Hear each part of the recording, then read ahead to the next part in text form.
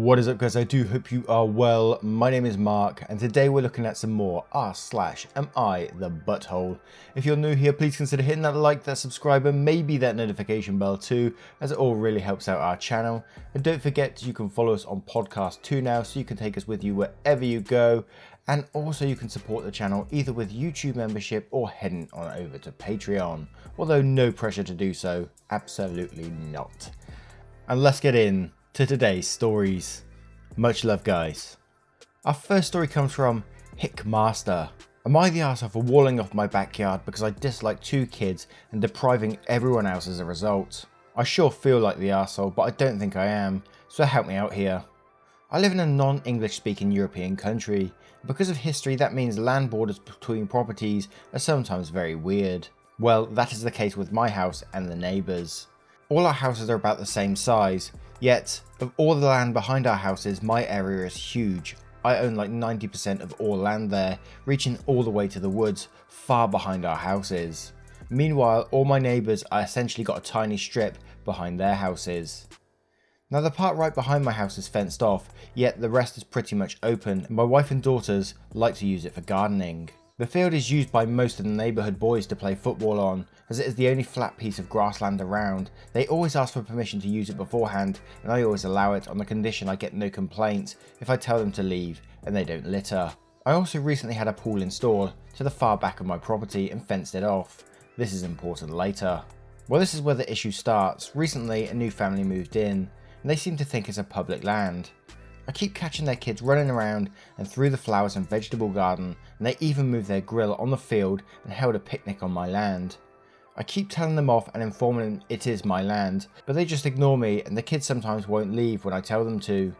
A month ago, the kids even climbed over the fence around the pool, and when I got them out, they went to their parents and just said, "Oh, we figured it was a public pool." I'd hoped that was the end of it, yet these people built a fire pit in the 3 days I was away from my house. When I got back, I found it with a bunch of empty beer cans around. That was the last straw for me, and I hired a company owned by a buddy of mine from when I used to do construction work, bought all the supplies, and 7 days later, and a lot of money later, my entire property was walled off. Whenever anyone asked, I told them why I was doing that and who they could thank for it. Well, now the new family is treated as if they are a pest, and all the neighbourhood kids are gutted they lost their football field, which has resulted in them picking on the new neighbours' kids. I honestly feel pretty terrible, but I also feel like I gave them plenty of warnings before taking drastic actions. Wow. Well, I think the main point in this one, that it is your land. You gave them warnings many times before, so, you know, there's only so much you can do. It's like most situations in life, it's always going to be the arseholes that ruin it for everyone else. And that's the situation here.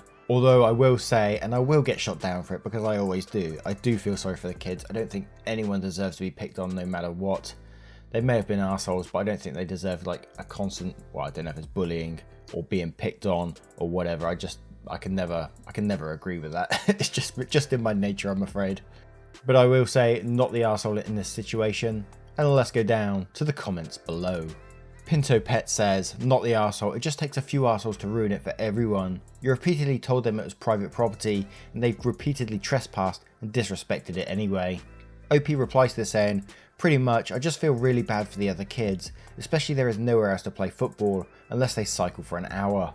Narcissa96 says, not the arsehole, it's your property and you were very understanding. Also, I don't think it's bad you tell people who ask you whose behaviour it was that ultimately made you decide to wall it off. It's the truth. OP replies to this saying, I feel bad for the kids though. They don't deserve to get picked on because their parents are scum. Lasseter replies to this saying, the kids were told it was private land. They did the exact same thing as their parents. I have no pity for the arseholes kids. Mavitskovich8 says, yes, but they are kids. Kids should have guardians, in this case their parents, who should explain to them what's right/wrong.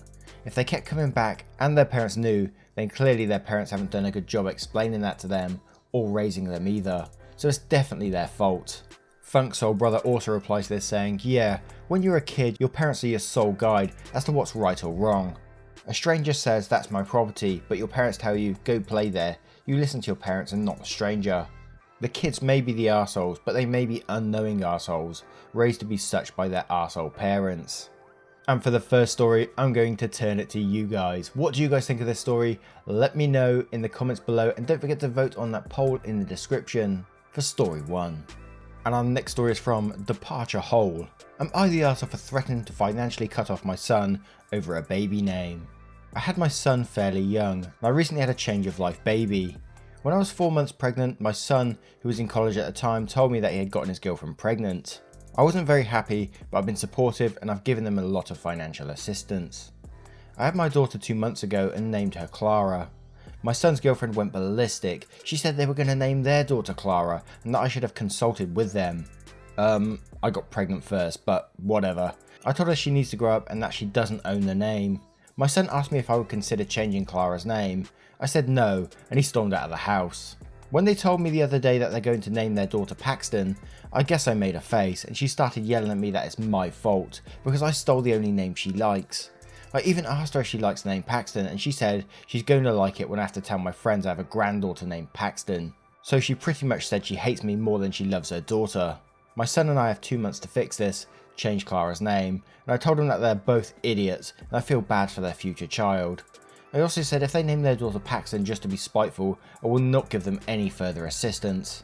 My son called me up and said I was being controlling, but when I asked him if he actually likes her name, he hung up.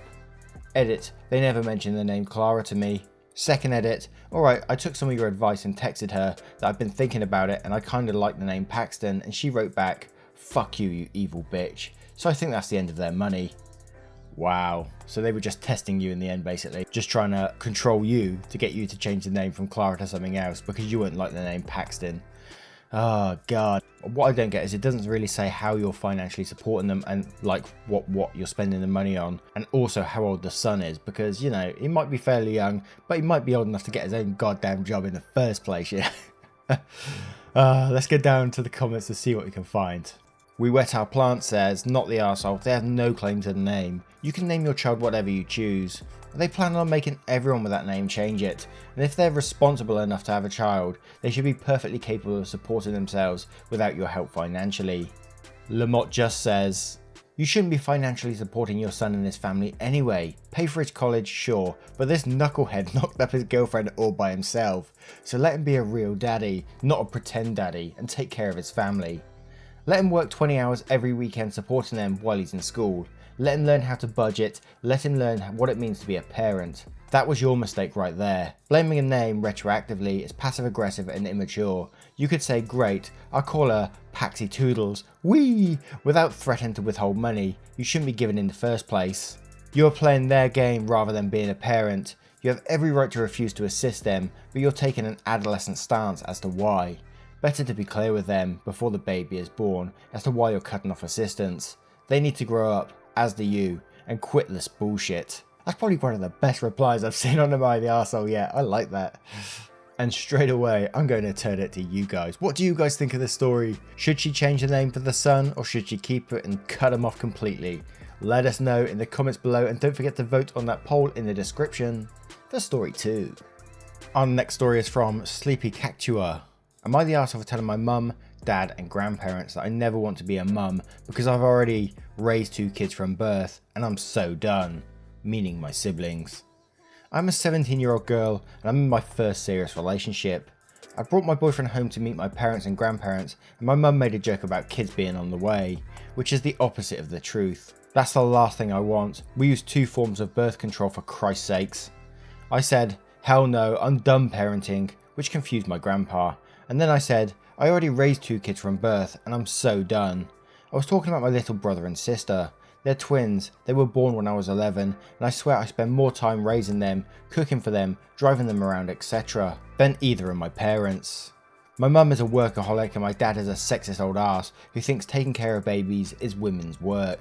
So my grandma said something about me changing my mind, and I was like, for what? I've already had the whole experience. Baby, toddler, kid, practically teenager. All I'm missing is pushing them out myself, and I heard that ain't so fun. My dad got mad at me for being profane, and for also disappointing my grandparents who want grandkids. And even if I don't, at least I didn't have to say it. Am I the arsehole for saying I'm done with kids forever? So the scenario, right? You're 17, 17-year-old female. your first serious relationship. You're bringing the boyfriend back for the first time ever to meet the parents and grandparents. And your mum makes a joke at 17 that there's going to be kids on the way soon. That's fucking concerning, right? Or is that just me? But on a more serious note, you have the right to do whatever you want with your body. Have kids, don't have kids, do what the fuck you like. You can't disappoint people with what you do with your body. That's up to you. If that's their disappointment, let them have their disappointment. Your grandparents can be disappointed, but that doesn't override your own feelings about kids and if you want them or not. Life is a long road, you know, things change, things happen, but you'd have to decide what you want to do for yourself in the end. Let's go down into the comments to see what we can find. Part of Your World 180 says, 17 years old and your mum is joking about kids on the way. Not the arsehole, your life, your choice. Kixian says, not the arsehole, who is asking a 17-year-old when they're having kids? Seriously, that's a bit gross. Anyway, no. What you said was more or less what I would expect to hear from any 17-year-old. A little uncouth maybe, but witty and funny. What else would anyone expect? What a strange thing to get upset over. A name I can't pronounce says, I knew a woman who was proud of herself for having 4 grandkids before she was 40. She really felt complete. Kixian then replies to this one and said again, I have no idea what to do with this information. Not the arsehole, I grew up similarly, only to have 12 younger siblings. While I did want kids, not the 10 my mother demanded I have, hell, I'm not even sure I want to have a second. I totally understand how being a kid, raising other kids is a total turn off to having your own kids. You never got the chance to be a kid yourself, or do anything for yourself.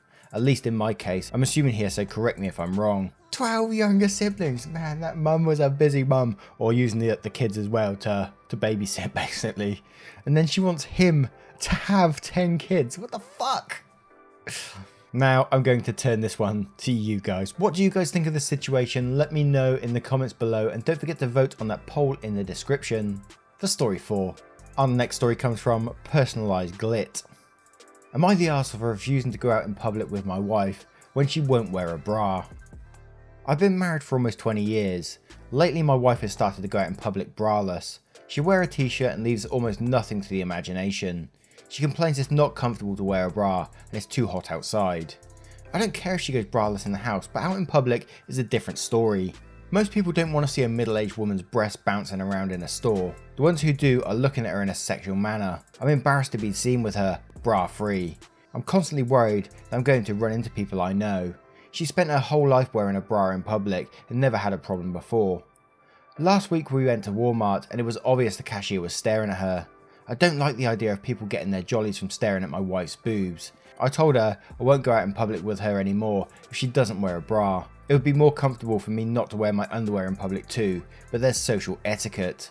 She believes it's her body and her right to not wear a bra. I think it's selfish. I don't see how wearing a bra can be that uncomfortable. Almost all women wear bras in public. TLDR, lately wife refuses to wear bra in public. I refuse to be seen in public with her if she doesn't. Oh god, here we go. Another one where like a male tells a woman what they can be wearing, what they can do with their body when they have no understanding of it. Imagine having a metal wire, I assume most of them are metal wires, digging into your titties most of the day. Fuck that shit, I won't be wearing a bra either. Let them swing free, my friends. And all this post is screaming to me is the guy's just jealous that someone's getting a glimpse of his missus' nipple through her top. I mean, come on, man. Come on, man. And it's not like she's not wearing a top or anything. It's not like she's walking around topless like us men can most of the time, you know. We can have our nips out anywhere. It's not a problem. But if women was to do that, they get in trouble. She's wearing a top. She's covering them up. Get over yourself, man. Jesus. And it's not her problem that people are sexually like objectifying her because they can see nipples for a t-shirt. It's not her fault. She isn't purposely doing that. She's hot. Fuck's sake. Oh dear, man. Let's go down into the comments before I trigger myself further. Totally Crazed 2 says, you're the arsehole. You can express an opinion on what your partner wears, but telling her what to wear and what not to wear crosses a line. Also, your post is all about you, not about her. And quotes, I'm embarrassed to be seen with her bra free. I'm constantly worried that I'm going to run into people I know. I don't like the idea of people getting their jollies. Be pleased your middle-aged wife has tits worth staring at. Why don't you insist she wears a burqa to ensure no male can be accidentally aroused from looking at her? Nerd Forest replies to that comment saying this 1,000 times. This post literally screams, my wife is doing something to her body and it's making me feel like this. Let her do what she wants to her body. You have no ownership here. That comment where it says you have no ownership here, all I can picture is Gandalf with the staff when he goes, you shall not pass. Jen66 says, you're the arsehole for this comment. I don't see how wearing a bra can be that uncomfortable. Sublimination Station says, yeah, OP should wear a bra every time he leaves the house for a week. I bet his tone would change. Maximum Sunday says, you're the arsehole. It's not a woman's responsibility to stop men sexually objectifying them. It's attitudes like this that perpetuates sexual harassment instead of dealing with the actual problem. You want women to be modest so men aren't inconvenienced. KCMB says, you're the arsehole. She can wear or not wear whatever she wants. Also, bras are uncomfortable and it's too hot out for them. Squiddo says, you're the arsehole. Bras are incredibly uncomfortable and your wife is perfectly within her right not to wear one. Bras do not really have a purpose. They're not for sanitary reasons, so why should women be forced to wear them? If you're going to say because of nipples, do you cover your nipples all the time? You have made this all about you instead of focusing on how your wife feels. You're embarrassed, you're worried, and for your information, it is increasingly popular for women to not wear bras when out and going about their everyday lives. And for story 4, I turn it to you guys. What do you guys think of this story? Let me know in the comments below, and don't forget to vote on that poll in the description. And our final story comes from Maynard Shorty Pants. Am I the arsehole for picking the dog? Me, 37 male, and my girlfriend, 29 female, have been living together since April. We've been dating for about 6 months, and her lease is up in the middle of August, so we figured we'd try living together and she can move in for real once her lease is up. Things haven't gone great with one hitch, my dog, Russ. Russ is a 9-year-old, 13-pound Brussels Griffin. I rescued him at 1, and of my 3 dogs, he's my favourite. He's sweet, always happy to see me, and is adorably ugly. He's also a devious little turd. Some folks say dogs don't know things that they do wrong. Russ knows, because the wrong things he does only happen if I'm not in the room to catch him.